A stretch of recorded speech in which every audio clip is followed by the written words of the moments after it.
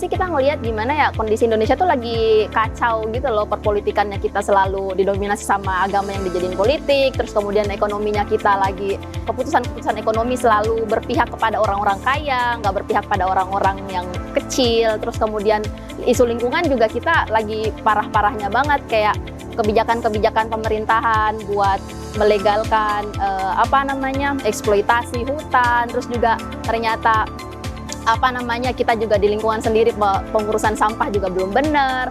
Tapi di satu sisi aku selalu positif bahwa kita bisa berubah, bisa mengarah ke yang lebih maju, karena Indonesia kan lagi diprediksi bakalan memiliki angkatan kerja yang aktif, di mana generasi mudanya bakalan lebih banyak tuh dibanding generasi tua. Nah, kalau misalnya generasi muda ini mau bergerak buat kita bisa lebih maju, aku percaya kita bakalan lebih maju, kita bakalan melewati semua krisis-krisis dan kekacauan yang sekarang terjadi. Kalau Bhinneka Tunggal Ika itu sesimpel bisa menghargai, bisa menghormati, bisa saling toleransi, sesimpel itu sebenarnya. Kita selalu harus ingat bahwa di atas haknya kita itu selalu ada hak-hak orang lain juga yang harus dipenuhi. Jadi selama kitanya mau ngelakuin sesuatu ya lakuin aja, selama kita nggak ngelanggar hak orang lain gitu.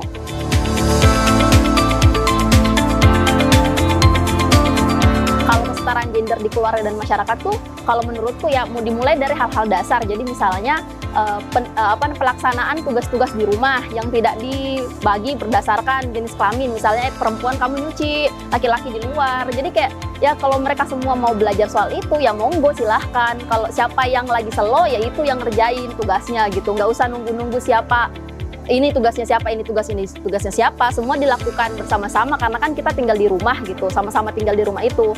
Terus untuk lebih lebar lagi, kayak semua orang tuh punya kemauan, punya passion, punya hal-hal yang mereka mau explore, ya kita bebaskan mereka semua untuk ngelakuin hal-hal yang mereka mau lakuin selama mereka bisa bertanggung jawab atas keputusannya itu. Jadi tidak ada batasan bahwa karena kamu perempuan atau karena kamu laki-laki atau karena kamu punya gender tertentu, kamu tuh dibatasi geraknya gitu. Menurutku ya selama mereka mau bergerak ya silahkan, selama mereka mau bertanggung jawab atas keputusannya itu.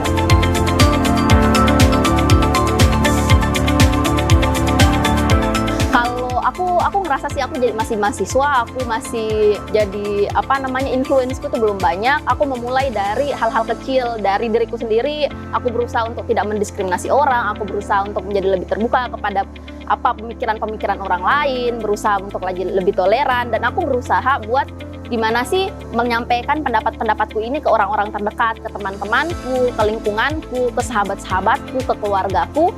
Ya meskipun itu mungkin belum bisa 100% merubah semua orang di dekatku, seenggaknya itu mereka udah ngerti gitu loh, kalau ada tuh gagasan kayak gini, oh ada tuh pendapat kayak gini. Jadi kalau nanti pun mereka berbuat sesuatu, mereka tuh udah ada opini lain gitu loh, oh kayaknya ini salah deh gitu.